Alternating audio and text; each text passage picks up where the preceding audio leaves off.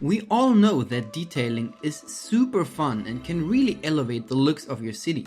But we also know that it will absolutely kill performance and can be really time consuming. So in this video, I will show you 3 concepts on how to improve your city's visuals with less performance impact and less tediousness than detailing, but still getting great results. First up, spacing. Urban planning, architecture, and art is all about proportions. How tall are buildings next to each other? How far away are they from each other? How far away are they from the road? If you think about these 3 questions, you can make your neighborhoods look much more realistic. Here's an example. Let's put a 4x4 low density and a 4x4 high density residential building next to each other. That looks weird, doesn't it? Now, let's give the taller building some more space around it. You can play around with the distance between the buildings a bit.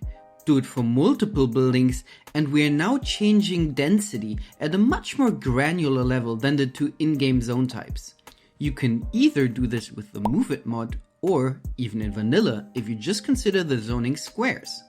Lastly, let's check the distance to the road.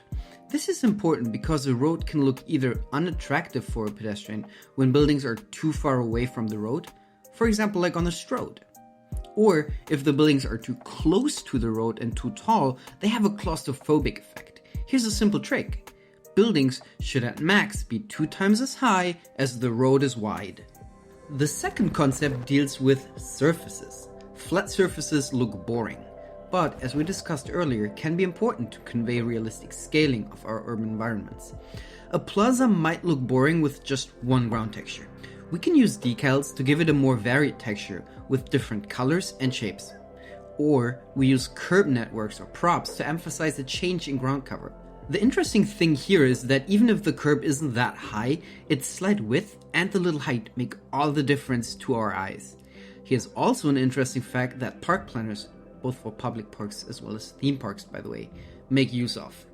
Humans intrinsically don't like crossing from one surface to another and like to stick to one type and color of surface. Imagine a plaza with the same surface material everywhere, but in the middle the tiles have a different color. This path will be chosen as the main walkway, whereby the remaining areas are chosen for other activities. Airports and restaurants, for example, also make use of that psychological trick. We talked about plazas now, but green spaces, however, work completely differently. This is where concept number 3, foliage, comes into play. A wide open lawn looks boring. By adding trees, bushes, and flowers here, we can really liven it up. But keep in mind concept 1, spacing, here as well. Not every lawn is a forest, and trees need sunlight, water, and air, and thus usually don't grow super close to each other. So maybe place a smaller tree next to a larger one, instead of 2 huge oak trees next to each other if you don't want to recreate a hundreds of years old forest. And sometimes you don't even need trees. Not well-maintained lawns on industrial lots or overgrown fields can be filled with shrubs and undergrowth. There are great vanilla assets that can be used here as well. And lastly, trees, especially with large crowns, are amazing at hiding things. This residential neighborhood here has no detailed backyards, yet still conveys a historic, organically grown, and overall pretty style. The reason is the tree cover in the backyards, and I didn't even need to spend the time to think about how to detail and then actually detail all these gardens. Also, this tree cover wouldn't even be unrealistic in real life, so go ahead and hide everything you don't want to see under these beautiful tree crowns. I now want to present 2 playlists to you, both of which see these 3 concepts implemented. One playlist includes a heavily detailed build of mine, the other a new vanilla-ish series that I just released. Enjoy, and thanks for watching.